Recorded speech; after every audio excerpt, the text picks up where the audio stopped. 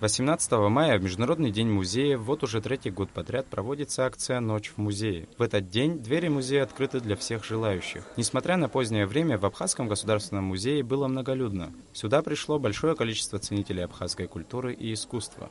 В залах отдела природы для маленьких посетителей прошли интерактивные игры. На втором этаже была выставка под названием «Природа Абхазии глазами художников», на которой экспонировалось более 20 картин. Хотим показать все экспонаты, которые у нас и в фондах находятся, и в экспозиции экспонируются. У нас 4 отдела, и очень насыщенные экспозиционным материалом. А сегодня все-таки мы решили при всем при этом показать то, что у нас еще хранится в фондах, и то, что не представлено в стационарной экспозиции. Посетителям представили одежду ручной работы и домашнюю утварь столетней давности. Здесь же был расположен стенд с почтовыми марками, на которых были изображены выдающиеся представители абхазской диаспоры в Турции. Главный музей столицы посетил президент страны Рауль Хаджимба. С большим удовольствием я принимаю уже второй раз участие в этой акции. И очень верю и надеюсь в то, что эта акция будет иметь продолжение.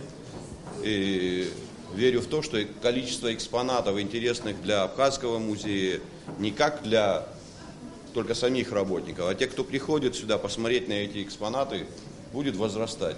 В литературно-мемориальном музее имени Дмитрия Гулия для школьников и студентов были проведены обзорные экскурсии. В стенах музея звучала классическая музыка в исполнении ансамбля «Капричио».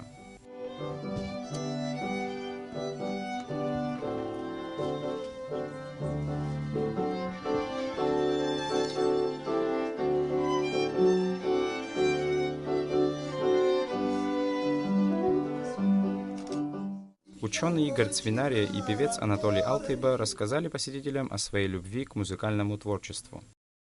Что касается нашего музея, это литературный музей, и потому в основном акцент сделан на литературу, на искусство сделано.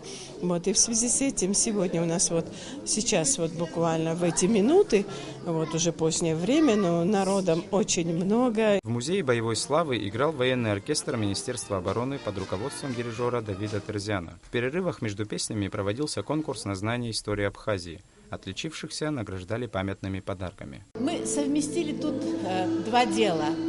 И такое развлекательная немножечко, программа. И лишний раз показать, что мы имеем, что мы собрали,